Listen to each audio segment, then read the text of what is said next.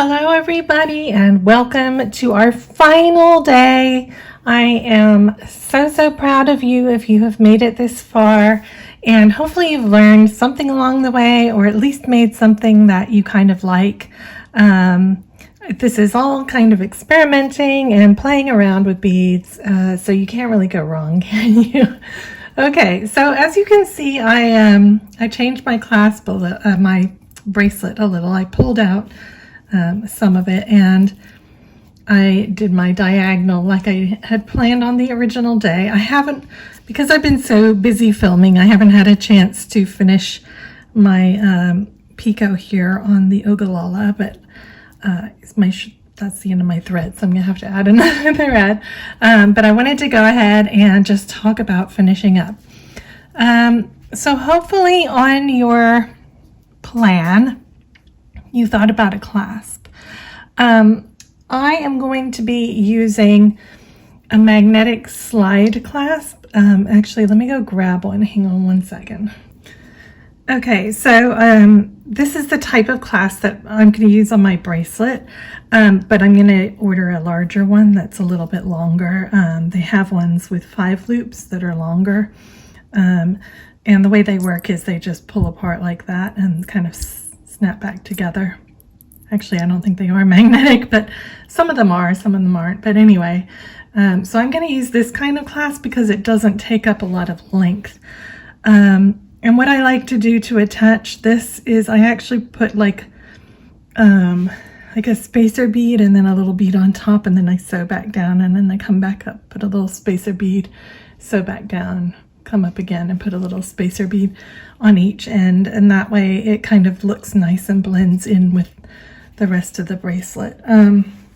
Anyway, so do have a think about what kind of clasp. I mean, you could do buttons, you could do, if you're doing a necklace, you know, any kind of clasp you could do a toggle ring, you know, a peyote toggle. So just think about what kind of clasp you want if you haven't already. And the next thing you need to think about is, so this is netting. So over time it could stretch a little bit. So you might want to think about putting a backing on it. It's up to you really. So you could sort of sew it down in multiple places onto a piece of felt, a piece of the laces, stiff stuff, some kind of backing. I mean, obviously you're going to see through the netting, so you're going to want something that matches. I'm a fan of felt. And remember, when you're sewing a backing or your components on, if you're doing a bracelet, it is going to be around your wrist. So it's actually going to have a bend to it, which means you may need to make the backing a little bit shorter so that it doesn't pucker up when it's on. Okay, so think about that. And then you can put like a piece of ultra suede or something on top of that once you've sewn it on, and then just bead embroider around the edges. If you don't know how to do all of that, then just go with the netting. Okay. Okay, so I had a plan at the beginning. I was going to have, and I need to remake my seaweed. I just haven't had a time, but so I'm just going to show with my sample here. So I was going to have my seaweed over here hanging out. See, this is also too long. And I was going to have a little seahorse hanging on over here, and I was going to have my coral over here, and then I was going to have like my fish and things over here swimming, maybe my jelly, my starfish will go there, and then put my sea turtle here, something like that. But I actually thought about it and played around and moved things around yesterday, and I decided I don't want it to be like my original plan. I want it to be like, here's the beach, right? And then here is kind of the coral reef. So I'll probably have it like this. He'll be grabbing onto that. I'm just gonna, I left his tail thread so I can uncircle the beads and then put them around whatever piece of seaweed I'm making. And I'm gonna pull off these few beads because this is too long at the moment. So this is kind of my coral reef right here. And then I decided that, oops, sorry, no, it should be further over. And then this is going to be my deep sea area. So I'm going to have like a jellyfish and the fish over here in the deep sea. So I decided to kind of, and that way I have something a little bit pink over here, a little bit pink over here, and a little bit of pink over here. So I'm just moving things around and trying to figure out where I want things. So once you've figured out where you want them, I would recommend when you're sewing things down to use a fresh piece of thread. So go ahead, I mean, I haven't done it on my seahorse because I know I'm gonna have to undo the tail, but go ahead and take all your, finish all your extra ends and use a fresh piece of thread, because if something happens, say it comes unattached, you don't want to have your whole little motif fall apart. You're gonna want, you kind of want it to stay together. So don't use the same thread that is part of the construction of your piece. It's just better to not, okay? And you have options as far as sewing down. You can sew bead to bead, but you could also sew onto thread. You could sew thread to thread. So kind of sewing around the two threads to attach them. I would probably do a mixture of both depending on how it's going to sit on your wrist or on your whatever piece of body, your neck or wherever you're wearing it, okay? So for instance, if I were going to sew on my fish, I would probably sew the nose down. I'd figure out where I wanted his nose to be. And then I would curve it around my wrist.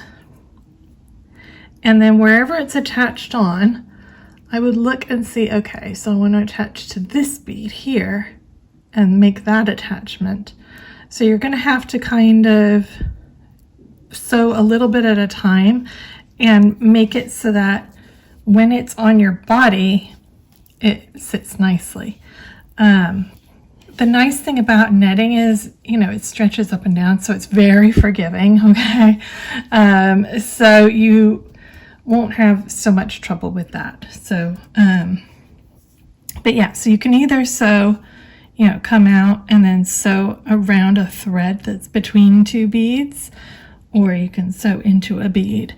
And it might depend on how it's all situated together. Okay, the other thing I wanted to talk about was if you haven't attached Ogallala, like built it straight off the netting like I did here, and you want to sew it on to netting, it has you have your two little beads in between. You can literally just sew these two plus your two on your Ogallala, move forward, sew through the two, and then the two, and move forward. So if you haven't sewed directly on, that's okay. Obviously the Ogallala could also just be a chain. So you can just sew it onto something. It does get very curly when you build it directly off a straight edge, as you can see. But when you're wearing it and it's kind of hanging down, it doesn't look quite as crazy as it does, okay? But I like it. I think it's pretty. I might have done, if you want to make it less wavy, after you do your row of 5, instead of doing a row of 7, just do another row of 5 and then make your final row a row of 7. And that way it would be a little bit less wavy, okay? So you can control the wave by doing 2 rows of 5 and then a row of 7. Okay, let's talk about attaching on our jellyfish, because you're probably thinking, how do I attach this on? The others are all pretty flat and it's pretty straightforward. And your turtle, you know, you can just attach his feet and even the side of his body if you want to. But the jellyfish, he's a little bit trickier. So you have to decide if you want him to be loose or you want him to be fitted down. So you can attach, like, you know, a bit of his mantle, I think that's called, on the jellyfish. You could attach that on, and you could attach down his tentacles if you arrange them how you want. So I know I want that one there, and you could attach the tentacles so he doesn't wiggle around. Or you could just attach the top and let the tentacles be free. Or you could add a few beads in your base color. So up through the middle of our little core and out the top, and kind of attach them on almost like a button, okay? So what I mean by that is you're gonna add a few beads in this blue color, then you're gonna go up through him, and then you're gonna add a few more and just kind of attach him down like that. Or you can literally have him just dangling from the top like a piece of, I could just attach him here and he could just flip around, you know, wherever he wants to go. So it's really up to you whether you want him to be free and floppy or whether you want him to be really well attached down, okay? And the same goes for things like coral. So my coral, I would definitely attach the core down, and you don't have to attach every bead. You can just attach every 3 beads, but you might want to attach a few of the end bits just to, I mean, some of it's going to stick up like this, but you might just want to attach a few so that it feels like it's well attached, okay? If you're attaching onto rope, the same thing applies to if you're attaching onto a flat piece. You just want to make sure that the areas that you want attached are indeed attached, okay? Okay, so a few other things I wanted to talk about really quickly. Your final challenge is to add one more thing to your piece. And it doesn't have to be something that you make. It could be something that you have in your stash. It could be a little charm. It could be a pearl. It could be, you know, a seashell maybe. It could be something else. A different kind of coral that you made would count. If you went off and made your own corals, that counts. If you went off and made your own fish, that counts. But just attach one other thing that was not directly from the Beadalong, okay? So something that you yourself came up with or have in your stash, or something that's unique to you. And the other last thing I want to talk about is I'm going to post a link to a survey in both the description and as the pinned comment. It's just a Survey Monkey. It has 9 questions, and really it's just to get some feedback from you guys about how you liked this. Do you want another one? What did you did you not like it? And if you have any ideas or suggestions. So it'll only take you about a minute to fill out, so I would really appreciate it if you could go there and click on the survey and take it for me. And I think I've covered everything that I wanted to talk about.